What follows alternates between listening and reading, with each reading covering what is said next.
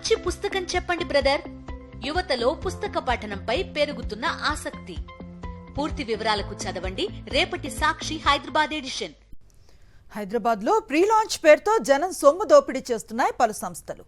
మధ్యతరగతి కళల ఇంటి సాకారం పేరుతో ప్రజల వద్ద ముందే వసూళ్లు చేస్తున్నాయి. ప్రీ లాంచ్ పేరుతో వందల మందిని సాహితీ సంస్థ మోసం చేసింది.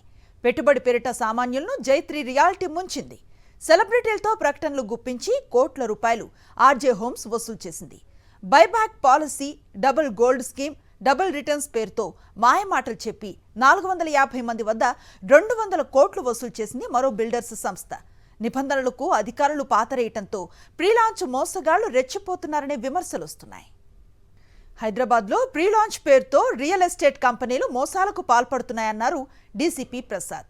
శుభోదయం, Pratishta, Obili, squares and yards, అమెకాన్ డెవలపర్స్, జిఎస్ఆర్ ఇన్ఫ్రాతో సహా మరికొన్ని సంస్థలు మోసాలు చేస్తున్నాయన్నారు. ఒక్కొక్క రియల్ ఎస్టేట్ కంపెనీ నుంచి 400కు పైగా బాధితులు ఉన్నారంటున్న డీసీపీ ప్రసాద్తో మా ప్రతినిధి Sai Kiran face to face. ప్రీలాంచ్ పేరుతో పలు రియల్ ఎస్టేట్ సంస్థలు సామాన్యులను బురిడి కొట్టిస్తున్నాయి. కోట్ల రూపాయలు వసూలు చేసి చేతులెత్తేస్తున్నాయి. సో వరుస ఫిర్యాదులు ఇటు ఎకనామిక్స్ వింగ్ అఫెన్స్ అయితే దానికి వింక్ వస్తున్నాయి. సైబరాబాద్ పోలీసులు కూడా దాన్ని ఛేదిస్తున్నారు. సో ప్రస్తుతం మనతో పాటు యూఏడబ్ల్యూ డీసీపీ ఉన్నారు. సో ముఖ్యంగా ఈ రీసెంట్గా ప్రీలాంచ్ పేరుతో మోసాలు పెరుగుతున్నాయి. సో మీ దగ్గరికి ఎన్ని కేసెస్ వస్తున్నాయి?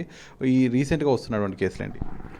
ఈ ప్రీలాంచ్ పేరుతోనే సైబరాబాద్ పోలీస్ కమిషనరేట్లో జరుగుతున్నట్టు ఈ రియల్ ఎస్టేట్ ఫ్రాడ్లో ఏమైతే ఉన్నో దాని విషయాల్లో మన దగ్గర చాలా కేసెస్ మేము రీసెర్చ్ చేసాము. దాదాపుగా ఒక 100 మెంబర్స్ కూడా మనం అరేంజ్ చేసాము.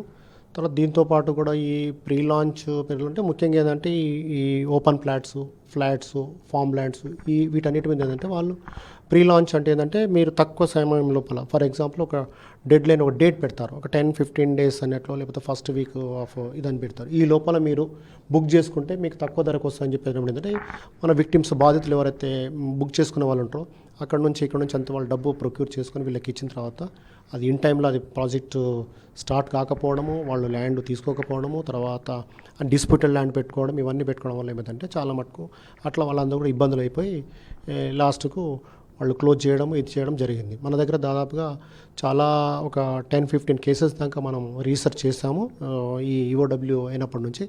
దెన్ ఆల్మోస్ట్ ఆల్ ఒక 100 మెంబర్స్ దాకా మనం అరెస్ట్ కూడా చేసి వాళ్ళు లీగల్ యాక్షన్ ఇనిషియేట్ చేయడం జరిగింది. దాదాపు గవర్నమెంట్ ల్యాండ్స్ కూడా ఇక్కడ కొన్ని గ్రాబ్ అయిన వాటిల్లో కూడా ప్రైమ్ కేసెస్ మన దగ్గర రిపోర్ట్ అయినప్పుడు ఒకటి 600 crores, ఒకటి 450 crores, ఒకటి 400 crores అవి గవర్నమెంట్ ల్యాండ్. మిగతా కూడా అయితే ఒక్కొక్క ఇన్ఫ్రా దాంట్లో 60 crores, 70 crores, 100 crores, 40 crores ఇట్లా అన్నీ కూడా ఉన్నాయన్నమాట. సో వాళ్ళు ఏం చేశారంటే ఇన్ టైంలో వాళ్ళు చేతులు ఎత్తేసేసి వీళ్ళందరూ చేసుకున్నప్పుడు అప్పుడు వీళ్ళందరూ కూడా ఇబ్బందుల పాలు అవుతా ఉన్నారు. రీసెంట్గా ఎటువంటి కేసు నమోదు చేశారు సార్? అందులో ఎంత నష్టం జరిగింది ప్రజలకు?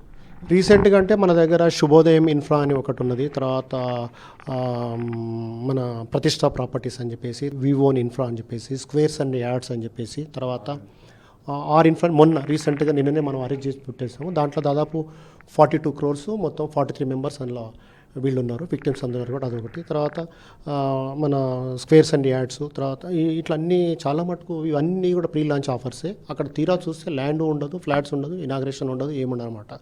సో వీళ్ళు ఏం చేస్తారంటే ఒక బ్రోచర్స్, తర్వాత పాంప్లెంట్స్, తర్వాత యాడ్స్ ఇచ్చేసేసి వాళ్ళందరూ కూడా వాళ్ళ బిజినెస్ టాక్టిక్స్ అంతా యూజ్ చేసినప్పుడు ఉంటుంది. సో దానివల్ల ఏంటంటే వీళ్ళందరూ బుక్ చేసుకున్న తర్వాత ఆ ప్రాజెక్టు చేయకపోవడము, వాళ్ళు ఇది తర్వాత లాస్ట్ రిసార్ట్కి మన దగ్గర ఈఓడబ్ల్యూకి వచ్చి ప్రీలాంచ్ పేరుతో ఫ్లాట్స్, ల్యాండ్స్ అమ్మేటువంటి వారి బ్యాక్గ్రౌండ్ ఖచ్చితంగా వెరిఫై చేసిన తర్వాతనే వీటికి కొనడానికి ముందుకెళ్ళి, లేకపోతే బాధితులు డబ్బు కోల్పోయిన తర్వాత పోలీసులను ఆశ్రయించినా కూడా చాలా సమయం పడుతుంది. సో ముందస్తుగానే గుర్తించి వారి బారిన పడకుండా ఉండాలని పోలీసులు హెచ్చరిస్తున్నారు. వీడియో జర్నలిస్ట్ వెంకటరమణ, సాకిరెడ్డి, సాక్షి న్యూస్, హైదరాబాద్.